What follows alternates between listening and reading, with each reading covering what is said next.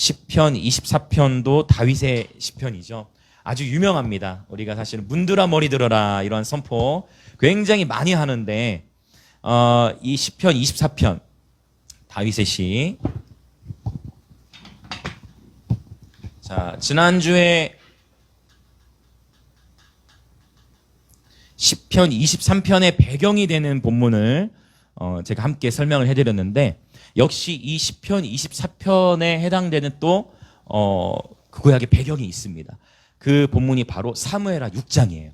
여러분 이 24편의 문에 대한 해석을 다양하게 우리가 할 수 있는데 이 시편 24편이 기록되게 된 배경 바로 사무엘하 6장을 여러분 이 시간 살펴보고 24편을 볼 때 시편 24편이 더 쉽게 더 깊게 이래서 이런 표현들이 있구나라고 더 여러분 깨닫게 되어지실 것입니다. 그리고 앞으로 이 말씀을 또 함께 예배 가운데 선포하실 때 여러분 항상 이 하나님의 말씀의 계시 안에서 그 말씀을 선포하면 즉 내가 깨닫고 이해한 상황 속에서 그 말씀을 선포할 때 더욱 그곳 가운데 강력하게 성령의 기름 부음이 풀어진 것을 우리는 경험하게 됩니다.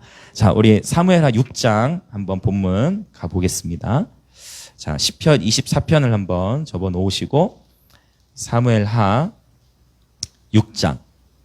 자, 이것이 시편 24편의 이제 배경입니다.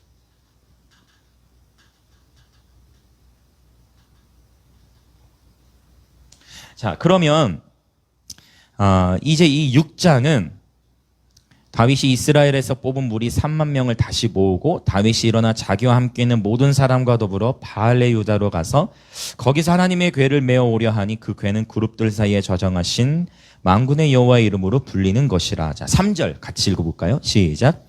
그들이 하나님의 궤를 새 수레에 싣고 산에 있는 아비나답의 집에서 나오는데 아비나답의 아들 우사와 아효가 그 새 수레를 모니라. 오케이. 지금 이 법궤가 아비나답의 집에 있습니다. 아비나답의 집에 어느 정도 있었냐면 약 20년을 있었어요.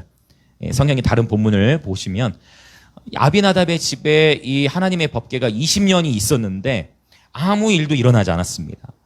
그런데 자, 이제 비교해 보세요. 아비나답의 집에는 20년.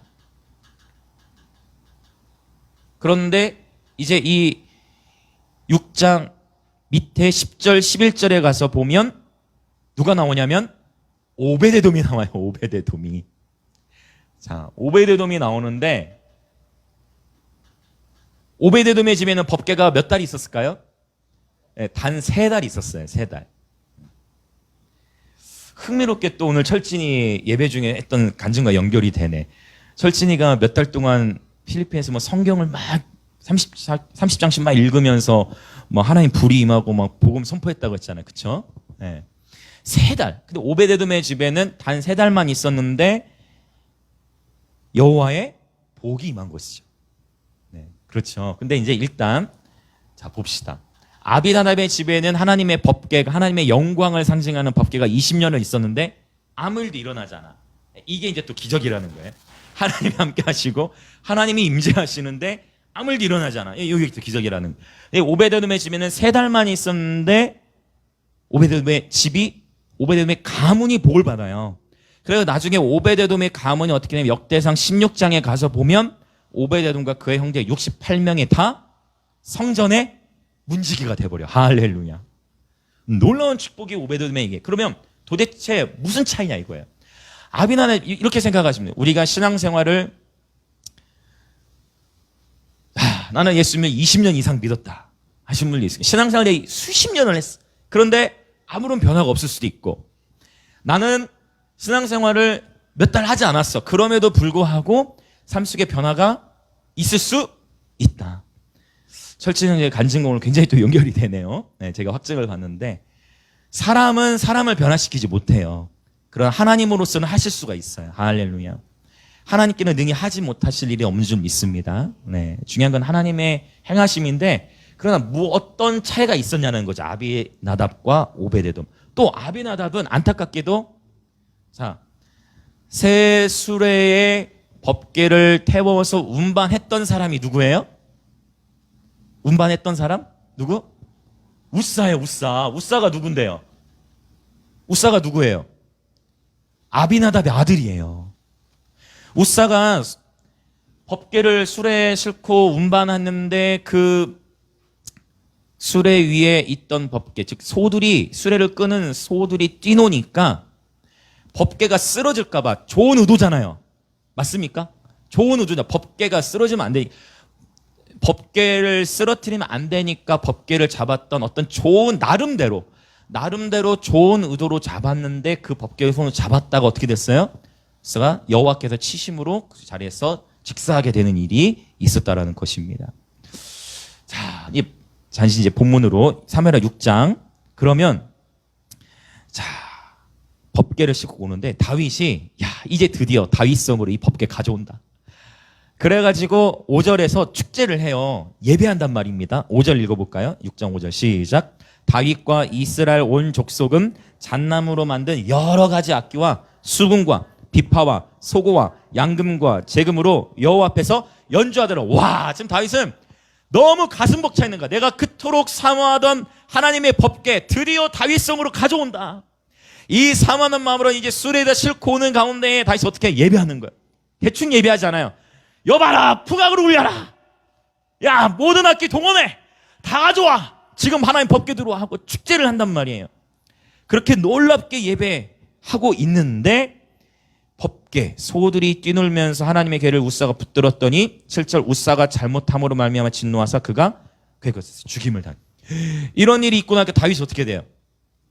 두려워. 이제 무서워. 이거 안 되겠다. 야, 이거 섣불리 이렇게 할 수 있는 일이 아니구나. 근데 다윗이 무서워가지고 그 법궤를 어디로 갑니까? 이제 그 법궤가 누구에게로 메어가요? 그 법궤를. 자, 이제 오베데돔인데 이 오베데돔에 대해서 이제 두 가지 견해가 있는 거예요. 이제 그것을 한번 먼저 말씀드릴게요. 자, 오베데돔. 자, 오베데돔이 어디 사람이래요? 가드 사람이라고 표현을 한 거예요. 가드 사람. 그래서 가드 사람 오베데돔인데 이제 이 두 가지 견해. 첫 번째 견해는 뭐냐면 오베데돔은 원래 레위인이었다. 원래 레위인이었어. 원래 레위인이어서 그가 뭐 나중에 그냥 문제가 뭐 자연스럽게 뭐 레위인이니까 레위인이었기 때문에 법궤를 메어 갖고 레위인이어서 나중에 문지기가 된 것뿐이다라는 견해가 있어요. 근데 이제 그러면 가드 사람은 어떻게 해석하느냐? 이렇게 레위인으로 봤던 사람들은 가드 지역에 살았던 레위인이다. 이렇게 표현하는 견해가 있어요. 이제 또 하나의 견해가 있어. 그건 뭐냐면은 뭘 이렇게 복잡하게 생각을 하냐? 성경에서 가드 사람이라고 표현을 했다. 뭐 가드는 어디입니까? 블레셋 경계. 블레셋에 5도시가 있었단 말이에요. 거기 뭐 아스돗, 가사, 또 뭐 에글론, 그 다음에 이제 또 이 가드까지. 자, 5개가 있단 말이에요. 이 가드라는, 그러면, 자, 가드는 특별히 또 어떤 도시냐면 성경에 흥미롭게도 가드가 여러 번 더 많이 나와요. 다른 도시보다. 자, 사무엘상 16장, 17장에 보면 다윗과 골리앗의 전투가 나와. 골리앗이 어디 사람이냐? 골리앗이 가드 사람이에요. 가드 사람 중에는 또 거인들이 많았어. 가드 사람. 그래서 이 두 번째 견해는 뭐냐? 오베데돔이 뭘 복잡하게 생각하냐? 오베데돔은 그냥 단순히 가드 사람이다. 이방인이다.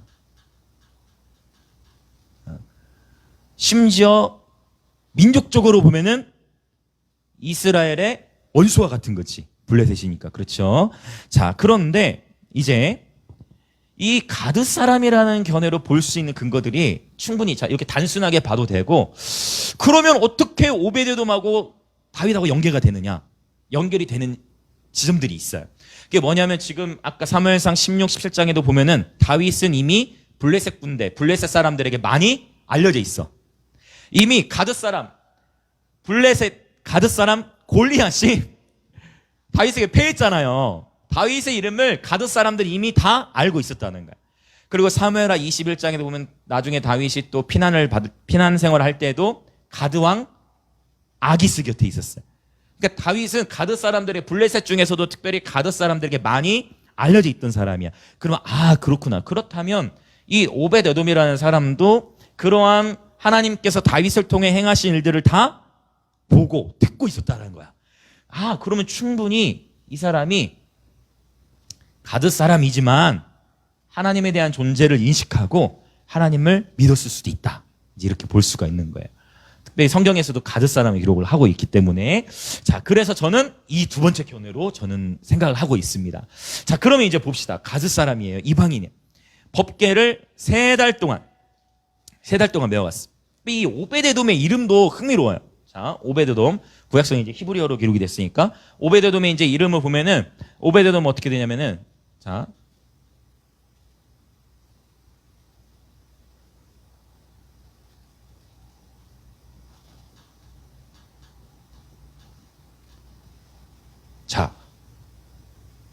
오벳 에돔이에요. 오른쪽부터 오벳 에돔인데 요 오벳이라는 단어가 사실은 아바드라는 단어에 썼는데 아바드라는 단어는 어떤 의미가 있냐면 경배하다. 흥미롭죠? 자, 그 다음에 경작하다. 밭을 갈다예요. 그 다음에 섬기다도 있어요.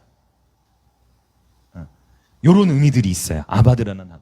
그래서 오벳 에돔. 에돔은 들어보셨죠? 에돔은 붉은이라는 뜻이에요. 그래서 붉음은 또한 어떻게 해석을 하느냐? 열정으로 해석이 돼. 그렇죠. 붉다. 열정적이다. 그래서 오벳 에돔 하면은 열정의 종이라고 볼 수도 있고 경배하는데 열정이 있는 사람, 섬기는데 열정이 있는 사람이라는 이런 의미로도 히브리어 이제 볼 수가 있다라는 거예요. 흥미롭죠. 성경은 결코 1.16도 우연히 기록된 게 없으니까 하나님은 결코 절대 이 이름도 그래서 중요해. 이름도 그렇죠. 이름도 굉장히 중요한데 결코 하나님은 이 1점 이게 점이 이게 점 이런 거 이 점 하나도 우연히 하나님이 기록되지 않았다는 거예요. 아멘, 아멘. 그래서 이 오베데돔의 이름의 뜻도 흥미롭다는 거예요. 자, 열정 이걸 기억해 놓으시면 또 좋습니다. 자, 그래서 이제 오베데돔의 집에 법궤에 3달이 있었더니 이 3달 동안 오베데돔이 복을 받으니까 이제 다윗은 그 3달 동안 무엇을 했냐는 거예요. 다윗은 명백하게 이 3달 동안 말씀을 연구했어요. 그거에 대한 증거가 이제 6장 후반에 나와요. 왜?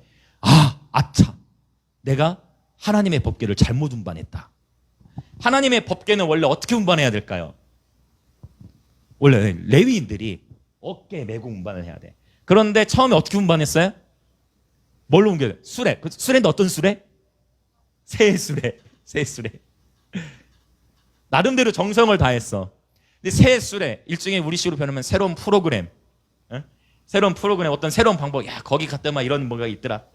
막 새로운 프로그램. 우리는 하나님의 임재를 새로운 프로그램에 담으려 하는 경향이 우리가 종교성 안에 이렇게 막 내재돼.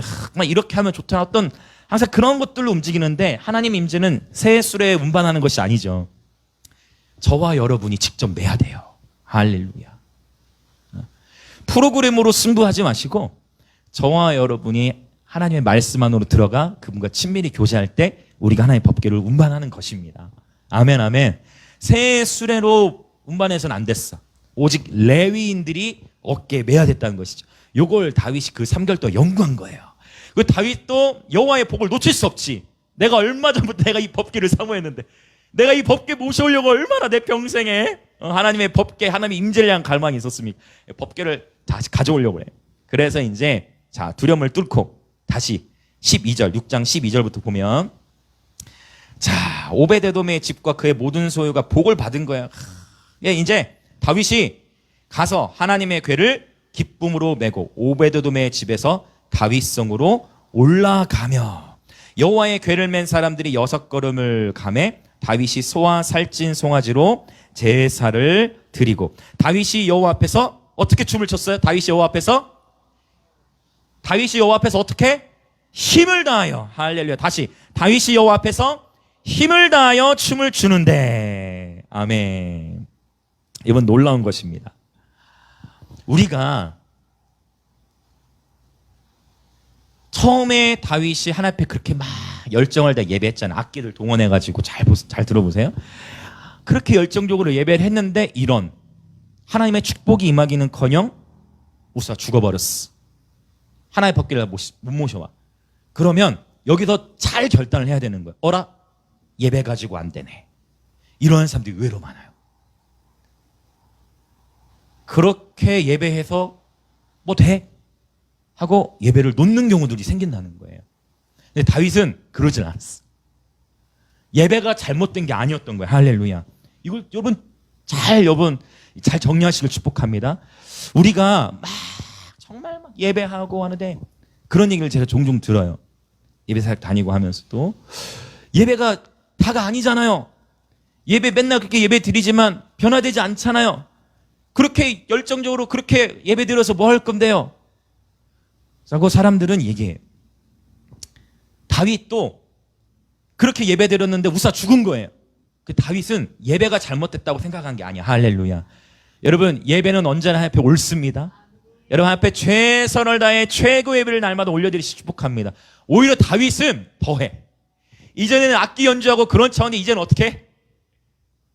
오히려 힘을 다해 춤을 추는 거야. 할렐루야. 여기 힘을 다해서 춤을 추다 할 때 여기 16절에서는 여호와 앞에 뛰놀며라는 것도 있어요. 16절에 보면 여호와 앞에서 뛰놀며 춤추다. 여기 뛰놀다가 히브리어 파짜즈는 뭐냐면 스프링이에요.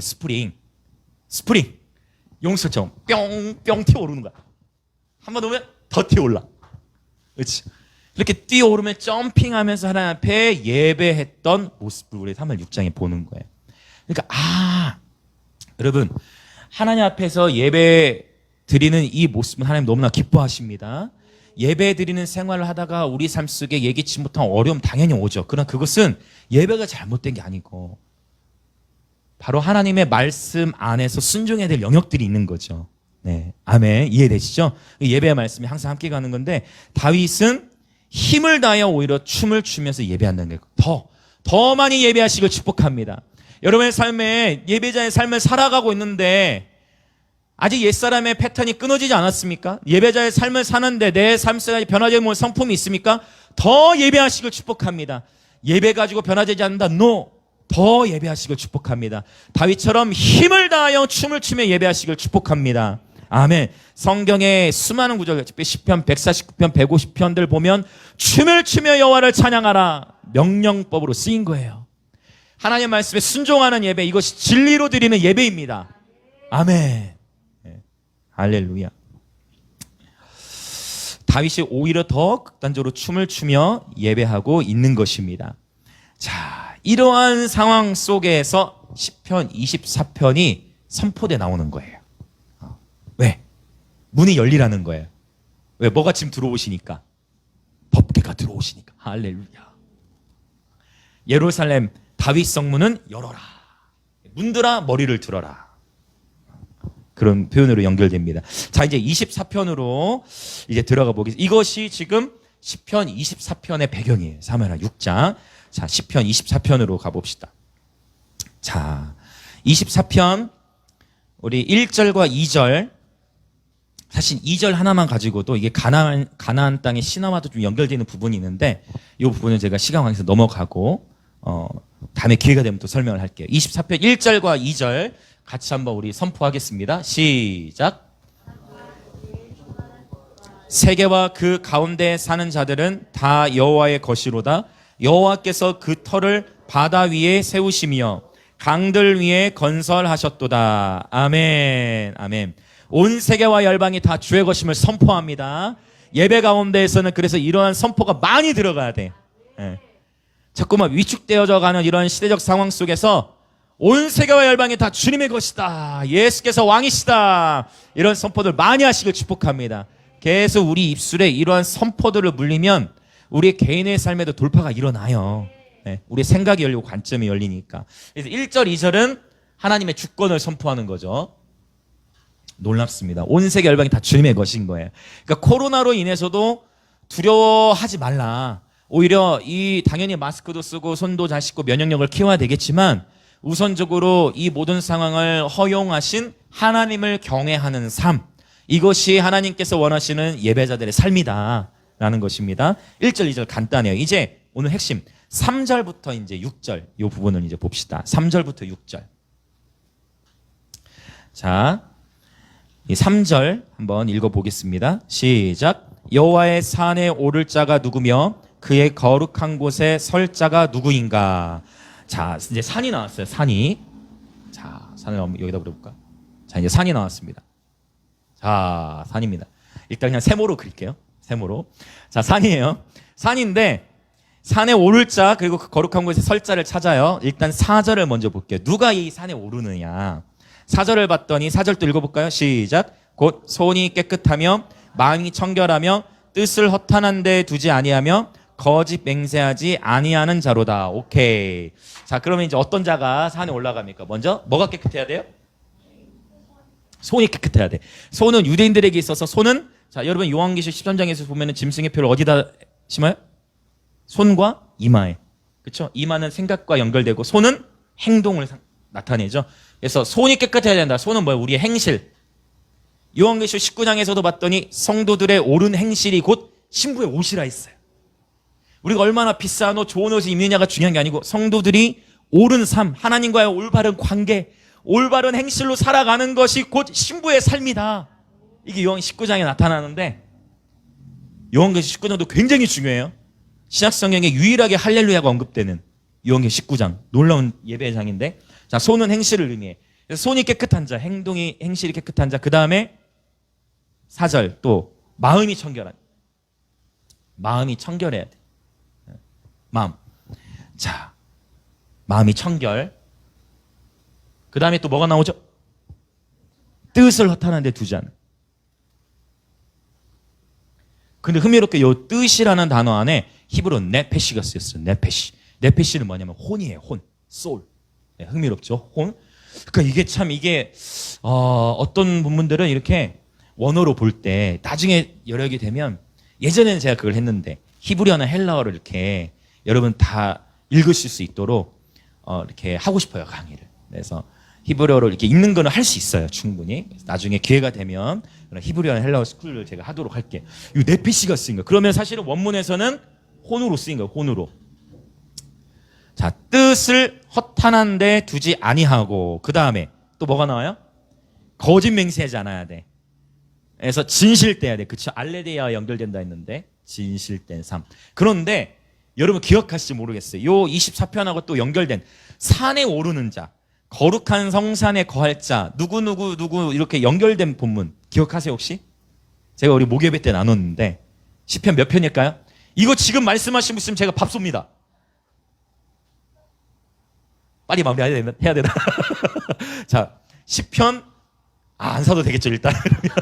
자, 시편 15편이에요. 15편 한번 가볼게요. 15편. 자, 굉장히 연결되어 있는 걸 여러분 보시게 될 거예요. 15편 1절부터 5절을 쭉 한번 이제 읽어나가 보면서 이 여호와의 산에 오를 자의 삶이 어떻게 되는지에 대한 설명을 한번 쭉 찾아보겠습니다. 이제 여기저기서 고개 끄덕끄덕 하시고, 그렇죠? 자, 1절부터 읽어나가 봅시다. 시작. 여호와여, 주의 장막에 머무를 자 누구 오며 주의 성산에 사는 자 누구 오니까 나오죠. 자, 정직하게. 오케이, 또 나왔어요. 이제 또 뭐가 나왔어요? 정직, 그 다음에 공의, 그 다음에 진실, 그 다음에 3절 혀로 남을 허물하지 아니한 거. 이거 너무 중요해. 혀. 야, 말이구나. 말인데 허물하는 말을 하면 안 된다는 거죠. 그렇죠? 네, 중요합니다. 자, 그의 이웃에게 악을 행하지 아니하며 그의 이웃을 비방하지 아니하며 그의 눈은 망령된 자를 멸시하며 여호와를 두려워하는 자들을 존대하며 그의 마음에 선한 것은 해로울지라도 변하지 아니하며 이자를 받으려고 돈을 꾸어주지 아니하며 뇌물을 받고 무지한 자를 해하지 아니하는 자이니 이런 일을 행하는 자는 영원히 흔들리지 아니하리라. 그러니까 산에 오르는데 흔들리면 안 돼. 떨어질 수 있다는 거예요. 지금 이게 자 여호와의 산이라고 생각하시고, 자 밑에 요 바닥에 거하는 것들. 자꾸 우리는 이러한 것들로 의지해서 여호와의 산에 올라야 되잖아요. 근데 하나님께로 올라가야 돼. 등산 좋아하시는 분 계세요? 등산? 등산을 좋아하시는 분들은 이 땅에 공개하고 그 산 정상에 올라갔을 때 그 기쁨이 있잖아요. 저 사실 등산을 많이 하진 않지만 땅의 공기와 하늘의 공기는 다르거든요. 우리 이럴 수 있어. 아니 굳이 그렇게까지 예수를 믿어야 되냐. 대충 살다가 대충 믿고 적당히 구원받고 천국 가면 되는 거 아니냐. 세상 사람들은 계속 이렇게 타협을 한단 말이에요. 왜 굳이 그렇게까지 예수 믿어야 되냐. 왜 굳이 거기 갔더니 왜 거기는 왜 이렇게 사람이 자꾸 다 우냐. 거기 갔더니 자꾸 사람들이 왜 다 소리 지르냐. 하나님을 만나는데 가만히 있는 게 더 비정상이야. 눈에 보이지 않는 하나님이 오시는데 할렐루야. 그래서 근데 이게 이제 이런 우리의 싸움이 있단 말이죠. 혼의 싸움이 있는 거야. 갈등이 일어나. 그런데 우리가 여호와의 산에 오르는 여정 속에 주님과의 완전한 교제와 주님과의 친밀한 사귐, 예배의 고도가 높아질수록 이 땅이 문제가 작아 보이잖아요. 그렇죠? 높은 산에 올라오면 땅이 점점 작아 보여. 이 땅에 있는 것들, 뭐가 우리를 끌어당기느냐? 여기 15절에 나오는 것 중에 중요한 것도 있어요. 바로 혀의 문제인데, 말이고 영이고 생명인 게, 자, 요 밑에서 뭐가 있냐면 말로 뭐 해요? 이제 남을 허물해. 말씀 표현 그대로 보면요, 남을 허물하고 그 다음에 그의 이웃에게 악을 행해요. 서로 사랑해야 되는데 이웃에게 악을 행해. 또 그의 이웃을 또 뭐 합니까? 비방해. 여기 비방, 여기 땅에 비방. 하나님과 더 친밀해지려고 하는데 자꾸 이러한 것들로 우리를 흔들어. 이런 일을 행하지 않는다는 영혼이 흔들리지 않는데 이런 것들이 우리를 흔드는 거예요. 지금 표현 이해되세요? 예, 시편이니까 우리를 흔드는 거예요. 또 뭐가 있어요? 비방이 있죠. 망령, 또 뭐가 있어요? 멸시. 멸시. 여러분 사람들로부터 멸시 받아보셨죠? 멸시 받아본 적 없다는 분 또 발 천당에 대보세요. 멸시, 조롱, 멸시. 그렇죠? 판단, 정죄. 이게 다 뭐 적을 거 넘쳐날걸? 판단, 정죄, 뭐 이런 것. 또 5절에 봤더니 이제 뭐가 나와 이제. 요즘 시대 굉장히 민감한 거. 뭐예요? 돈이잖아요, 돈. 돈 이 시대 굉장히 민감하잖아, 돈. 자, 뇌물 얘기 나왔어, 뇌물. 요즘에 막 지금 뭐 화천대유 난리 났죠? 뇌물. 와, 여러분 이러한 것들이 발목을 잡는 거야. 우리가 하나님과 친밀한 사귐을 나누고 뜻을 허탄한 데 두지 않고 주님과 더 친밀히 교제하고 정말 이 오베데돔처럼 하나님과 교제하고 복을, 하나님은 저와 여러분 모두가 다 여호와의 복을 넘치도록 받기 원하십니다. 근데 원수는 끊임없이 이런 걸로. 그래서 원수가 우리를 조롱해, 멸시해, 비방해. 싸움이 있는 거예요. 자, 15편은 이제 메모를 했고 24편으로 다시 돌아와서 보겠습니다. 자, 이제 여호와의 산에 이제 올라가는데 이러한 상황 가운데에서 6절 읽어봅시다. 6절, 24편 6절 시작. 이는 여호와를 찾는 족속이요 야곱의 하나님의 얼굴을 구하는 자로다. 셀라. 아멘. 저와 여러분이 이 시간에 모이는 게 가장 큰 이유가 뭐예요? 여호와를 찾는 거예요.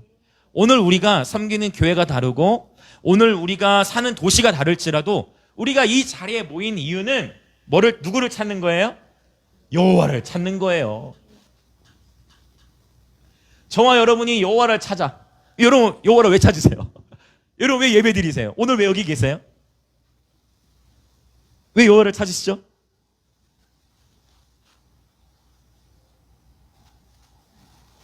하나님이시고 우리 주인이시고 그분이 모든 것이고, 그렇죠? 그분이 또 신랑이고 왕이시고 그분은 찬양받기 합당하시고. 여러분 예배는 하나님을 위한 것이지만 또한 우리 예배자들은 예배를 드릴 때 살아나요. 아멘. 예배는 하나님을 위한 것입니다. 그것 또한 우리를 위해 하나님이 제정하신 거예요. 이 놀라운 사실. 예배를 하나님이 받으시는데 그분은 예배라는 걸 통해 임재의 복을 우리 가운데 주시기 때문에 그 임재를 맛본 자들은 더 갈망하고 더 목말라 하거든. 할렐루야. 그 임재를 더 사모하시길 축복합니다. 여호와의 얼굴을 하나님의 얼굴을 구해. 와.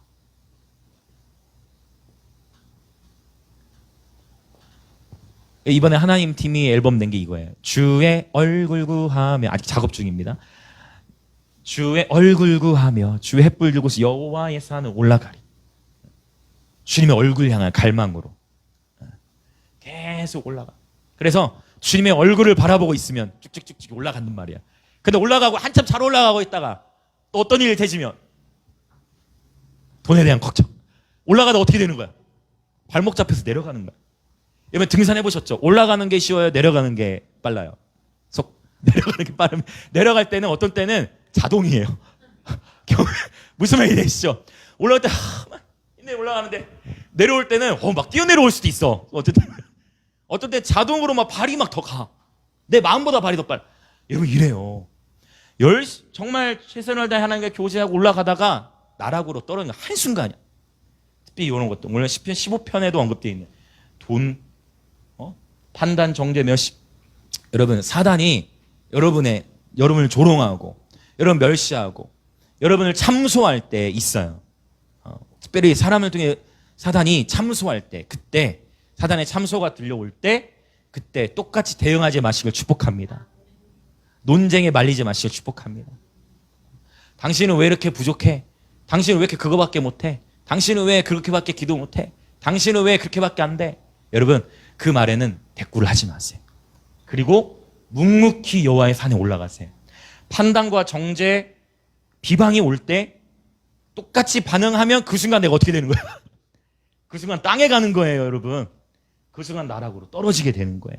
절대 여러분 주의하시고 사람의 비방, 어떤 판단이 들려올 때 입술을 지키시길 축복합니다.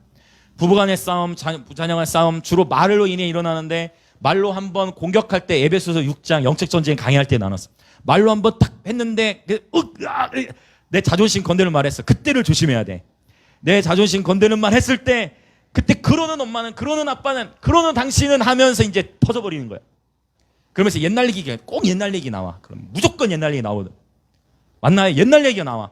그러는 당신은 몇 년 전에, 그러다가 이제 어디까지? 신혼 때까지 가.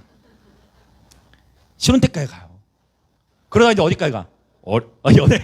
연애 그 전에 또 뭘로 가? 또 연애도 나와. 맞아. 연애도 나와. 그리고 이제 어릴 때까지 가. 그러다 이제 누구? 당신의 부모님과 이제 이렇게 이게 이 원수 마귀가 우는 사자와 같이 삼킬자를 찾는다 했어요. 그래서 여러분, 저는 축복합니다. 여러분, 이 표현을 기억하세요.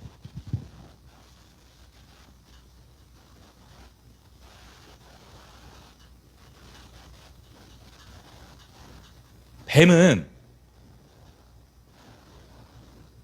요 높은 데서는 살질 못해요. 뱀은 산의 정상에 살 수가 없어. 저는 이 시간 예수 그리스도로 축복합니다. 여러분, 뱀이 범접할 수 없는 위치에 사시길 축복합니다. 뱀이 어디에 많아요? 뱀은 땅을 뱀이, 여러분, 뱀 못 납니다. 원래는 뱀도 날 수 있었을 거야. 나란지 모르겠지만, 근데 분명히 아시죠? 뱀이 종신토록 흙을 먹고 땅에 기도록 했어요. 여러분, 근데 뱀 드셔보셨어요? 여러분, 뱀이 뭐 먹는 줄 아세요? 그런 거 먹지. 뱀은 흙 안 먹어요. 뱀은 개구리 다 잡아먹어. 해가지고 막 한 번에 쫙 잡아먹는데, 여러분, 뱀 흙 안 먹어요. 근데 하나님 말씀에 뭐라고 돼 있어요? 종신토록 흙을 먹나요? 뱀 흙 안 먹어요. 그럼 여기서 말하는 흙이 뭐예요? 하나님이 거짓말 하신 거예요? 아니요. 그 흙은 뭘 말하는 거예요? 사람 먹어요. 저와 여러분 흙으로 지원받았잖아요. 흙, 아담아. 이 아담이라는 단어하고 흙하고 또 연결돼 있어, 히브리어. 뱀은 사람 먹어요. 우리를 삼키려 한다는 거, 할렐루야. 여러분 깨어있어요. 뱀이 범접할 수 없는, 뱀이 자꾸 그래서 어떻게, 한 번에는 못 삼켜. 뭐해요? 물지. 물어. 내가 뱀에게 물렸다. 뱀이 이런 걸로 문단 말이에요, 지금. 물렸으면 어떻게 해요, 여러분? 빨리 응급처치해야 돼. 공동체 연결 기도를 부탁하든지, 아니면 스스로 이렇게 말씀 기도하면서 빨리 뭐 해야 돼? 이거 요리고 가야 돼, 이거. 요거 하면 바로 올라가. 뭐 하면서? 하나님의 얼굴 구하면서. 여기에 빠졌을 때 나 자신을 바라면 어떡해? 그래, 맞아. 나는 그거밖에 안 돼. 내 스스로도 판단해버려. 나락으로 쭉 떨어진. 잘 믿다가 한 번에 나락으로 떨어진 일들이 생길 수 있다는 거예요. 자, 이 산에 대한 얘기를 좀 더 해볼게요. 자, 그러면 이제 이 3절의 표현이 굉장히 흥미로워요. 여호와의 산에 오를 자 누구인가? 그 거룩한 곳에 설 자가 누구인가라고 표현을 했는데, 자, 이제 오르다라는 단어를 보면, 여호와의 산에 오르다라는 단어를 보면, 이 단어가 히브리어로 어떤 단어를 쓰냐면 올라라는 단어를 써요. 먼저 동사 오르다는 단어는 알라야, 알라. 알라. 그래서 이 알라라는 단어가 말 그대로 오르다라는 의미가 있는데, 사전적인 의미가 어떤 의미가 있냐면 낮은 데서 높은 곳으로 오르다라는 의미가 있어. 다시 어디서? 낮은 지역에서 높은 곳으로 올라가다. 그리고 땅에서 데리고 올라가다. 이런 의미들로 구약 성경에 많이 쓰였어요. 지금 이제 뭐 이거 단어 하나만 가지고도 뭐 쫙 할 수도 있겠지만, 지금 이제 오늘 주제는 요거 10편 24편이니까 요거 좀 짧게만 설명해. 오르다인데 근데 흥미로운 거. 원래 초기에 히브리어에는 모음이 없었어요. 근데 이제 이스라엘 백성이 뭐 유배 생활하고 나라를 잃어버렸잖아요. 그러니까 나중에 모음 기호를 나중에 붙인 거, 학자들이. 근데 이제 똑같은 알라를 자음은 똑같아. 문맥으로 봐야 되는데 나중에 학자에 붙인 게 올라로 읽을 때. 자, 이게 동사로 쓸 때 오르다인데 명사로 쓰였을 때는 이게 어떤 의미냐면 올라가 번제예요. 번제. 여러분 이거는 저는 이런 부분들을 연구할 때마다 저는 막 울어요. 너희 하나님 말씀 너무 경이롭다. 어떻게 지금 하나님이 이 말씀에서 자, 그래서 자, 여러분 요것들로 여호와의 산에 오르는데 내 스스로 막 요것만 하려고 하면 잘 안 돼. 근데 놀라운 키가 있어. 여호와의 산에 오르는 놀라운 키. 그게 뭐냐면 자, 여호와의 산에 알라 하는 놀라운 키는 뭐냐면 오케이 땡큐. 올라 있는 거야. 올라. 여호와의 산에 가장 효과적으로 올라가는 번제는 예배잖아요. 여호와의 산에 가장 효과적으로 올라갈 수 있는 방법이 뭐다? 예배예요. 할렐루야. 그래서 이 시간 여러분 축복합니다. 예배의 고도를 높이시길 축복합니다. 주변에 계신 분 한번 선포합시다. 예배의 고도를 높입시다. 그게 이제 이 얘기예요. 지금 여러분 땅에서 예배하잖아요. 그러면 이 관점이 자꾸 예배 중에도 자꾸 사람이 했던 말들 떠올라. 그런 전쟁 겪으신 적 있죠? 내가 하나님을 예배하려고 하는데도 자꾸 누가 나한테 했던 말이 자꾸 떠올라. 예배가 잘 안 돼. 그런 참소와 비난, 특별히 여러분 기도하신 분을 축복합니다. 여러분 영적 권세가 있을수록 여러분의 말에 무게가 있다는 걸 기억하셔야 돼요. 그 말로 사람을 살려야 하지 묶으면 안 돼. 꼭 기억하셔야 돼. 그래서 이 예배 중에도 전쟁이 계속 뭐 해야 돼? 이제 예배 통해 고도를 높여야 돼. 계속 올라가는 거예요. 할렐루야. 예배를 통해 고도를 높여야 되는 거예요. 어디까지? 뱀이 범접할 수 없는 위치까지. 할렐루야. 그 거룩한 곳에 이제 어떤 자를 찾는다? 설 자를 찾는다. 오르기만 하고 다시 내려오는 게 아니라 거기에 뭐 할 자? 설 자를 찾는다 했어요. 맞습니까? 3절 다시 한번 읽어볼까요? 시작. 여호와의 산에 오를 자 누구며 그의 거룩한 곳에 설 자가 누구인가? 요 서다라는 단어도 예사롭지 않은 단어예요. 요 서다라는 단어는 뭐냐면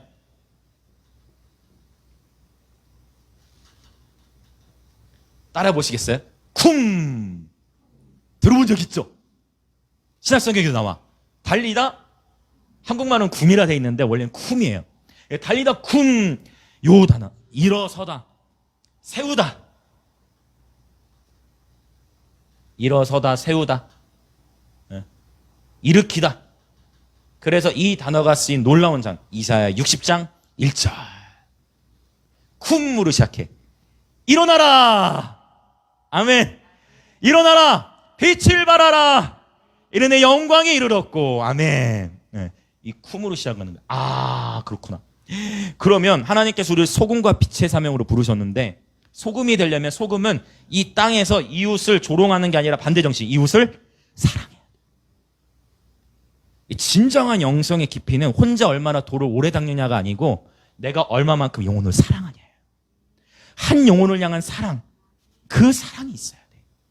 내 지체들에게 하나님이 붙여주신 그 한 지체를 향해 내가 사랑하지, 그게 진짜 영성의 깊이예요.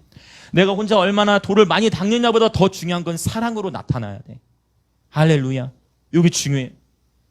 자, 그래서 여기로 일어서야 되는데, 자, 문제는 이런 것들이 뱀이 계속 공격을 하는데, 자, 주의해야 될 게 있어. 산에 오르는 과정 속에 이거 땅이 있잖아. 그럼 요것도 올라갈수록 요것들과는 멀어지죠. 산으로 올라갈수록 요것들과 멀어지겠죠. 올라갈수록. 근데 올라가 높은 위치에서도 나락으로 떨어질 수 있는 게 있어. 그게 뭘까요? 자, 안 나온 죄가 있어. 심각한 죄. 누가 얘기한 것 같아. 크게 읽으실래? 와, 나 그거예요, 그거. 자, 이제 말씀 또 넘겨봅시다. 이제 잠언으로 한번 가봅시다. 잠언 18장. 잠언 18장. 자, 이 분명히 요것들과는 멀어져요. 진짜 여러분 잘 한번 묵상해 보세요. 우리가 신앙이 깊어질 수 있는 요것들, 이제 뭐 사실 그냥 뭐 돈에 뭐 별 관심 없고 그냥 그러나 하나님이 주시면 이제 그걸로 섬기니까. 그렇지만 어느 한순간 나락으로 떨어지게 만드는 게 있으니 그게 뭐냐면 잠언 18장 12절 한번 같이 읽어봅시다. 자, 18장 12절. 자, 시작. 사람의 마음의 교만은 멸망의 선봉이요 겸손은 존귀의 앞잡이니라. 그러니까 주님과 가까워지고 신앙생활도 오래 하고 할수록 이런 것들과는 좀 멀어질 수 있지만 그러나 산의 어느 위치에서든지 한 번의 나락으로 떨어질 수 있는, 요 진짜 요 정상에 거의 다 왔는데 이 부분에서 떨어질 수 있는가? 그게 뭐라고요? 교만이에요. 교만. 굉장히 주의해야 될 교만. 교만은 한 방에 망해버려. 교만이 한 번에 무너뜨리는 거야. 할렐루야. 그래서 선줄로 생각하는 자마다 깨어 있어야 되는 거예요. 근데 이 교만이 오기 전에, 교만이 한 번 나락으로 가, 징조가 있어. 징조. 어떤 징조가 있냐면 이런 표현 들어보셨을 거예요. 자기 기만. 지금 제가 이거 여러 제가 묵상한 거 정리한 것들을 나누는데, 특별히 저희 뒤에 보시면 릭 조이너 목사님의 횃불과 검, 그다음에 빛과 어둠의 영적 전쟁 책이 있어요. 그 안 보신 분들은 그 꼭 이렇게 가져가셔서 꼭 보시길 축복합니다. 이런 산에 오르는 거에 대해서 굉장히 흥미롭게 또 표현을 하셨어요. 그 표현에. 자, 교만이 오기 전에 뭐가 있냐면 이 자기 기만이에요. 자기 기만은 뭐냐면 자기 스스로가 속는 거예요. 자기 스스로가 자기를 속여. 그러니까 자기가 자기 스스로 속는 건 뭐냐면 자기가 속는지를 모른다는 거예요. 이게 굉장히 위험해. 그래서 자기 기만, 교만도 대부분 그래. 여러분, 어느 사람 중에 나는 교만합니다 이렇게 하면서, 그렇게 쉽지 않아. 근데 그렇게 말하면서도 교만과 싸움이 있을 수 있거든. 대부분은 뭐냐면 자기도 모르게 이 교만의 덫에 확 묶인단 말이에요. 그 전에 징조가 뭐가 있다? 자기 기만. 속는 거야. 그래서 이때 중요한 게 뭐냐면 공동체가 중요해. 그래서 혼자 거는 것보다 함께 신앙생활을 이뤄나가는 게 굉장히 중요해. 그렇지 않으면 나 스스로가 왜? 나는 잘하고 있다 라고 쏘아. 근데 열매가 없어지고 문제가 생기게 돼. 이 자기 기만. 공동체가 서로를, 그래서 제가 설교하면서도 잘못하는 게 있으면 저한테 반드시 피드백이 와야 돼요. 하나님 말씀이 위배된 걸 한다. 그럼 피드백, 이거는 제가 계속 얘기해 오는 거죠. 왜? 반드시 그래야 돼. 선줄로 생각할 때 넘어지기 때문에. 누구나 마찬가지로. 자기 기만. 자기 자신이 속을 수 있다는 이 교만이 문제인데, 교만은 나락으로 떨어뜨려. 근데 반대로 언급하는 게 있죠. 반대로 언급하는 거 뭐죠? 겸손은 존귀의 길지. 와, 기가 막히다. 자, 그러면 예배와 함께 또, 그렇죠.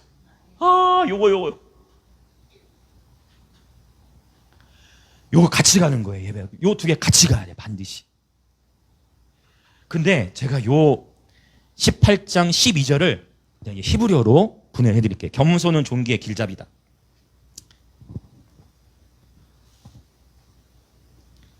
여긴 지워도 되겠죠?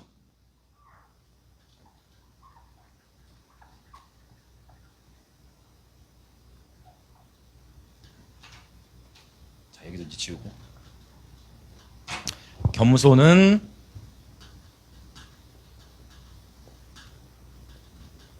존귀의 길잡이.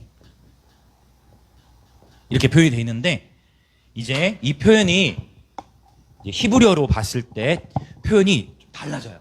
그 표현을 제가 이제 말씀을 드릴게요. 네, 벨레프네.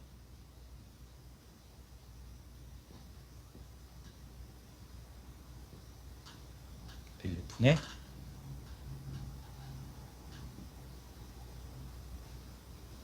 카봇.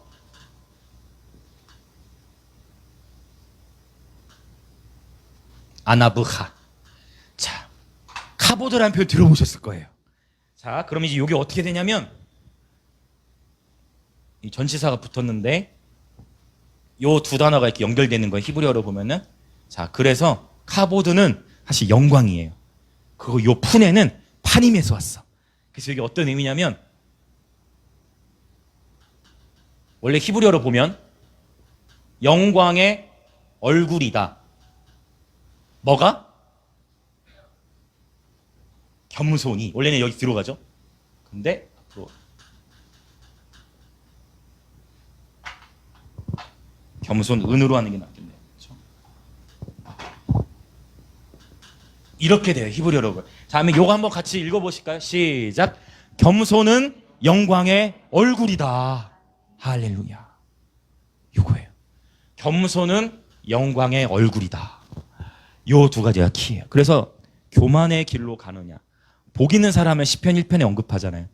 악인의 길로 갈 것이냐, 교만한 자리에 갈 것이냐, 아니면 겸손의 길로 갈 것이냐. 우리 예배자들은 반드시 겸손의 길로 가야 돼요. 혹 여러분이 예배드리는 모습, 여러분의 신앙생활의 모습을 보고 누군가 조롱하고 판단한다 할지라도 여러분 묵묵히 겸손히 여호와의 산에 오르시길 축복합니다. 그러면서도 여전히 이웃을 사랑하고, 아멘, 끊임없이 이웃을 사랑하고 영혼들을 섬기고 더욱 사랑하고 섬기고 더 나를 낮추고 상대방을 높이는 그러한 저와 여러분이 되기를 원합니다. 예배자가 하나님의 얼굴을 구하면서 겸손히 예배할 때 바로 그 거룩한 곳에 서서 일어나 빛을 발하게 되는 것입니다. 아멘. 저와 여러분 모두가 그렇게 되어지길 원합니다. 아멘. 이제 시편 24편 6절을 다시 돌아와서 보면 저는 우리 하나님이 너무 좋으신 게 24편 6절에서는 하나님의 이름이 누구로 나오냐면 아브라함의 하나님이라고 하지 않습니까? 아브라함의 하나님, 아브라함도 물론 사라 아내에 대해서 이렇게 거짓을 속인 게 있지만 그래도 아브라함은 굉장히 잘한 게 굉장히 많잖아. 막 믿음의 조상이고 막 타이틀이 화려해. 아브라함의 하나님 때 아브라함은 타이틀이 화려해요. 맞습니까? 맞죠? 아브라함 막 믿음의 조상, 하나님은 막 없는 것도 있는 것까지 부르신 분. 아브라함은 막 대단해. 이삭도 살 대단해. 이삭은 가서 우물 파는 데마다 열려, 우물이. 할렐루야. 이삭은 우물 파는 데만 열려. 근데 야곱은 조금 좀 찌질해, 야곱은. 맞습니까? 야곱은 막 자꾸 거짓말하고 자꾸 속이고 막 욕심 많고 변화되기까지 오랜 시간이 걸렸어. 야곱이 이스라엘이 되기까지 오랜 시간이 걸렸어. 근데 감사한 거는 이스라엘의 하나님이라고 표현하지도 않고 어떤 하나님이라고 표현했어요? 야곱의 하나님이라고 표현했어요. 할렐루야. 야곱의 하나님이라고 표현한 거예요. 야곱의 하나님. 이 야곱은 부족하고 연약해. 근데 야곱이 뭐 했어요? 야곱이 씨름한 거예요. 하나님과. 하나님 나 축복하시지 않으면 안 된다 하고 씨름해가지고 끝끝내 야곱이 누굴 보았어요? 여기서 분의 일의 계시가 임하잖아. 내가 여호와의 얼굴을 배웠도다. 얼굴을 배웠도다. 야곱의 하나님. 여러분, 저는 이 야곱의 하나님이 은혜가 되어집니다. 하나님은 저와 여러분 우리는 많은 실수를 합니다. 우리는 많은 허물이 있어요. 우리는 연약한 투성입니다. 맞습니까? 다 인정하시죠? 인정되시는 거죠? 우리는 많은 실수를 해요. 우리는 연약해. 우리는 허물이 많아요. 그러나 우리 주님은 야곱의 하나님이시고 야곱의 하나님은 곧 나의 하나님이십니다. 한번 선포합시다. 야곱의 하나님은 곧 나의 하나님이십니다. 아멘. 야곱의 하나님이 곧 나의 하나님이세요. 여기서 아브라함, 이삭 하면 조금 밀릴 수 있다니까. 근데 야곱의 하나님이야. 할렐루야. 야곱의 하나님이신 거예요. 자, 이제 묵묵히 여호와의 산에 오르면서 이제 장면이 바뀌는 거예요. 장면이 바뀌어요. 그게 이제 7절부터 10절입니다. 자, 7절부터 10절. 한 번에 또 선포해 봅시다. 지금 이제 이 문맥을 상상해 보세요. 사마리아 6장의 배경.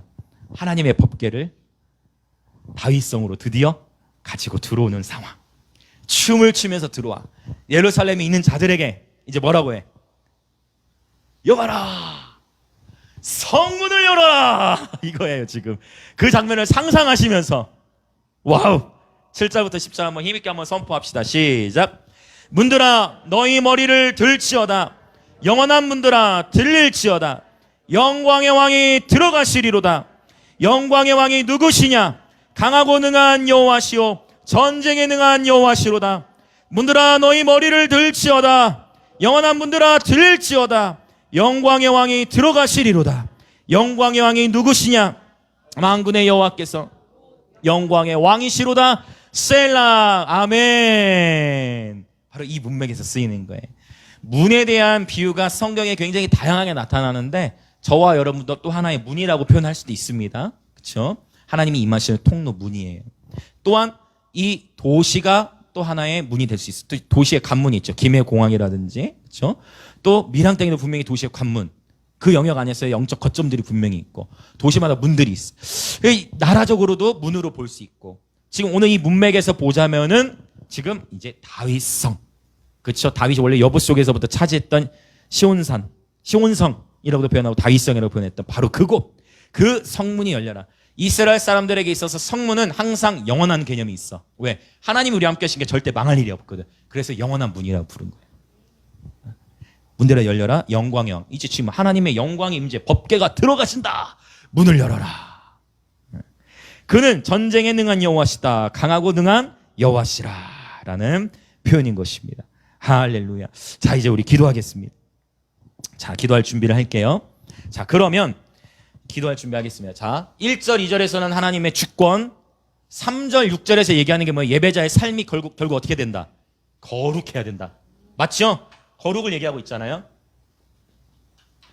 그러면 하나님의 주권을 인정하는 예배자들이 거룩한 삶을 살 때, 뱀이 범접할 수 없는 위치에서 거룩한 삶을 살 때 7절부터 10절 하나님의 영광이 임합니다. 할렐루야. 거룩과 영광은 연결되어 있어요. 성경의 본문에 하나님의 영광이 임하신 것들 보세요. 다 하나같이 예배자들이 거룩. 솔로몬 성전에서도 거룩 하나 앞에 제사 지내고, 거룩과 영광은 분리될 수가 없어. 하나님 말씀하셨어. 내가 거룩하니 너희도 거룩하라. 이 도전이 여러분 한 번뿐인 인생인데, 저는 여러분 이 자리에 계신 모든 분들 뱀에 물리며 살지 마시길 축복합니다. 뱀이 범접할 수 없는 위치에서 이 땅을 바라보세요. 그러면 우리의 삶에 있는 문제들이 작아 보이고 그분이 크게 보이실 거예요. 그리고 여러분만 오르지 마시고 주변의 사람 함께 데리고 올라가세요.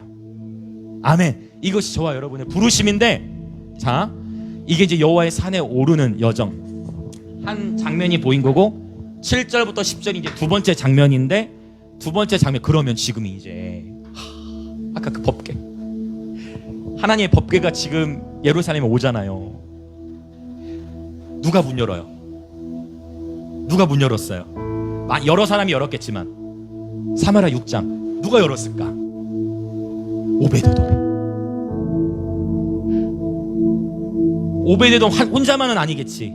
여러 문지기들이 역대상 16장 38절 여러 문지기들, 그러나 특별히 오베데돔의 형제들은 68명이나 되는 문지기들. 오베데돔이 자기 혼자만 누린 게 아니라, 자기 혼자만 복을 받은 게 아니라 자기의 형제들이 다 복을 받았습니다. 이 시간 예수 그리스도를 선포합니다. 하나님의 말씀이 함께하는 여러분의 삶에, 여러분만이 아닌 여러분의 가족, 여러분의 형제, 여러분의 부모, 자녀들 구원의 역사가 있을지어다. 오베데돔 한 사람을 통하여 오베데돔의 가문이 복을 받았던 것처럼 여호와의 복이 가문들에 임할지어다. 믿음으로 취하십시오. 여러분, 이방인이었던 가드 사람 오베데돔이 여호와의 바로 문을 여는 거예요. 그래서 두 세트, 하나는 여호와의 산에 올라가는 세트, 또 한 세트는 하나님께서 들어오실 때, 그분의 말씀이 임하고 계실 때 그 도시의 성문을 열 오베데돔들이 일어나야 되는 것입니다. 이게 두 번째 세트인 거예요. 오베데돔. 저와 여러분이 여호와의 산에 오를 뿐만 아니라, 저와 여러분이 이 도시, 우리가 사는 도시, 이 영남, 이 대한민국의 파수꾼으로 서기를 원합니다. 우리가 하나님이 이 땅에 임하시도록 우리가 문을 열어야 되는 것입니다. 우리가 왜 이 시간에 모여서 예배합니까? 왜 멀리서부터 와서 이렇게 예배합니까? 우리 왕이 오실 길을 맞이하고 문을 여는 것입니다. 주님이 이 땅에 오시옵소서. 문을 열어야, 누가 문을 열 수 있느냐? 바로 오베데돔처럼 하나님의 말씀이 거하는 자들, 하나님의 말씀이 거하는 자들, 겸손과 오베데돔의 이름도 풀어드렸잖아요. 예배해줘. 겸손히 주의 얼굴을 구하며 예배할 때 그들이 여호와 오실 길을 예비하는 거예요. 저의 관심은 허탄한 데에 두지 원치 않습니다. 많은 교회들이 있고 많은 단체들의 부르심이 있어요. 적어도 하나님의 팀은, 하나님 미니스트리는, 하나님의 목적은 주의 나라가 임하시오며 주의 뜻이 하늘에서 이루어진 것 같이 땅에서도 이루어지이다. 저의 관심은 거기에 있어요. 하나님의 뜻. 저와 여러분의 관심이 그 하나님의 뜻에 있기를 원합니다. 이 시간 기도합시다. 예배자가 하나님의 얼굴을 구하며 여호와의 산을 오르면서 눈에 보이지 않지만 산에 오르는 속도를 가속화시키는 것이 바로 겸손입니다. 겸손은 영광의 얼굴이에요. 교만하면 끝납니다. 원수의 공격에 반응하지 마십시오. 주의 얼굴을 구하며 겸손히 여호와의 산을 오르십시오. 묵묵히 하나님의 부르심에 집중하기 원합니다. 예, 주님, 묵묵히 겸손히 예배와 기도, 겸손을 통해 여호와의 산에 오르기 원하나이다. 예배와 기도, 말씀, 그리고 겸손의 고도를 높이게 하소서. 그리고 그곳에서 일어나 빛을 발하게 하소서. 그렇게 우리 주여 한번 외치며 통성으로 기도합시다. 주여, 아버지, 그렇습니다. 우리의 한 번뿐인 인생, 뱀이 범접할 수 없는 위치에 살게 하소서. 날마다 천상의 공기를 경험하며 살아가게 하소서. 할렐루야. 이 바로 거룩한 성산, 그분의 영광의 영역 안에 치유가 있습니다. 이 거룩한 곳에 선자가 치유를 운반합니다. 저 거룩한 곳에 선자가 주님의 능력을 풀어놓게 됩니다. 그 거룩한 곳에 선자가 그를 통해 생수의 강물이 운반되게 되어집니다. 할렐루야. 예, 주님 그렇습니다. 야곱의 하나님, 야곱의 하나님, 실수와 허물과 연약함과 끊임없이 자아의 싸움에 허덕이던 야곱이 끊임없이 자기가 하나님을 발견한 이후에 하나님과 씨름하여 자기 삶에 데미지가 있었지만, 예, 허벅지가 침을 받았고 평생 불구가 되었지만 사람의 시선과 종교의 눈과 종교적인 관점, 사람들의 비난과 판단과 정죄에 그의 마음이 묶이지 아니하고 끝까지 하나님과 씨름하여 새 이름, 새 언약, 새로운 정체성을 통하여 이제 그의 삶의 이스라엘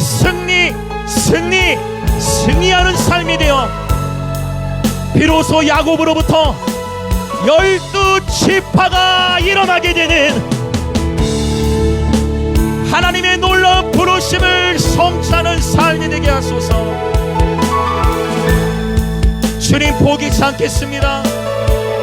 내 자신을 바라볼 때마다 낙심하지만 우리 주님의 얼굴을 볼 때에 소망이 있으니 우리 주님을 구하나이다. 겸손히 주의 얼굴을 구하나이다. 할렐루야, 할렐루야, 할렐루야, 할렐루야, 할렐루야, 할렐루야. 야곱의 하나님, 나의 하나님이 되시니 감사합니다. 야곱의 하나님이 곧 나의 하나님이 되시니 감사합니다.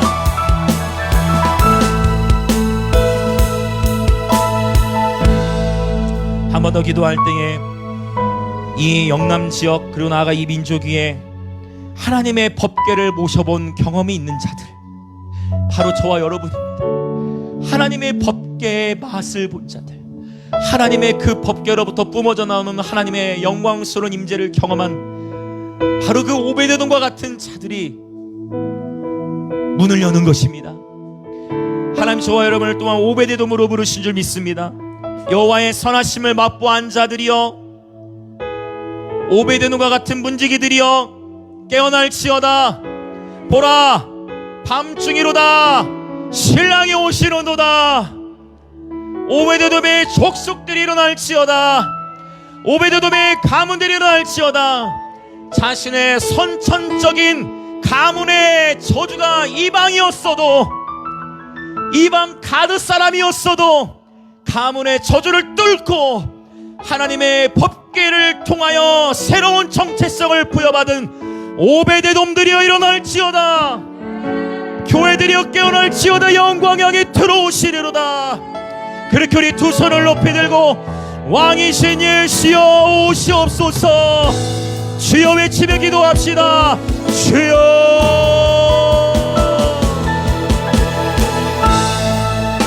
왕이신 예수여, 나의 심령 안에 오시옵소서. 왕이신 예수여, 이 도시 위에 오시옵소서. 왕이신 예수여, 밀양 땅에 오시옵소서. 왕이신 예수여, 부산과 양산 땅에 오시옵소서. 왕이신 예수여, 영남 땅에 오시옵소서. 하나님의 말씀의 법궤가, 주님의 말씀이 질이 달리는도다. 주님의 말씀이 속히 달리는도다. 불, 발망, 방망이와 같은 말씀, 홍과 영을 가르는 말씀, 관절과 골수를 쪼개는 말씀, 하나님의 말씀의 불이 이 땅에